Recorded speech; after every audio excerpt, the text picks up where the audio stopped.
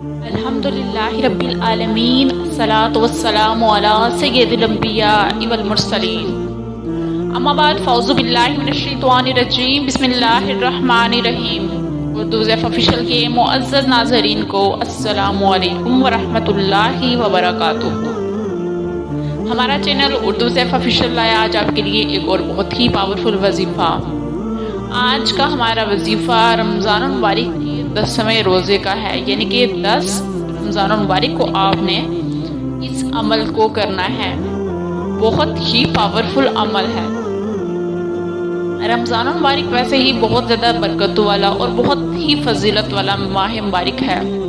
اور اس ماہ مبارک میں ہر دعا جو انسان کے منہ سے نکلتی ہے وہ ضرور قبول ہوتی ہے۔ ایک ایک گھڑی انسان کو اس میں اللہ تعالیٰ کی عبادت میں لگانی چاہیے، اور اپنا ایک بھی لمحہ ایسے ضائع نہیں کرنا چاہیے، اور اللہ تعالیٰ سے اپنے لیے مدد مانگنی چاہیے، اللہ تعالیٰ سے دعائیں مانگنی چاہیے اپنے لیے اور تمام امت مسلمہ کے لیے۔ آج کا ہمارا جو وظیفہ ہے وہ ہے رمضان المبارک کے 10ویں روزے کا ہے، یعنی کہ اس دن آپ نے ایک ایسا عمل کرنا ہے، ایسا وظیفہ کرنا ہے جس کے کرنے سے آپ کی جو پریشانی ہے، آپ کی جو مشکلات ہیں وہ ختم ہو جائیں گی۔ اور جب آپ اس عمل کو کریں گے تو آپ کو خود ہی پتہ چلے گا کہ کتنا پاورفل عمل ہے، اور آپ کے جو کام ہیں جس میں آپ کو مشکل محسوس ہوتی تھی، جو کہ آپ سے نہیں ہوتا تھا، یا جو بھی آپ کی پرابلم ہے، یا آپ کو جو بھی ایسی خواہش تھی کہ جو آج تک پوری نہیں ہوئی ہے، تو اس عمل کو جب آپ کریں گے تو انشاءاللہ تعالیٰ دیکھنا کہ اس ماہ مبارک کی برکت سے اور اس عمل کی برکت سے اللہ تعالیٰ آپ کے اس کام میں آسانی فرما دے گا، اور جو آپ کا کام نہیں ہو رہا وہ آسانی سے ہو جائے گا۔ آپ نے اس عمل کو پورے یقین کے ساتھ کرنا ہے، اور سب سے پہلے آپ کا اللہ تعالیٰ پر توکل ہونا چاہیے۔ جب آپ کا اللہ تعالیٰ پر توکل ہوگا، جب آپ پورے یقین کے ساتھ عمل کریں گے تو آپ کو اس عمل کا فائدہ بھی ملے گا۔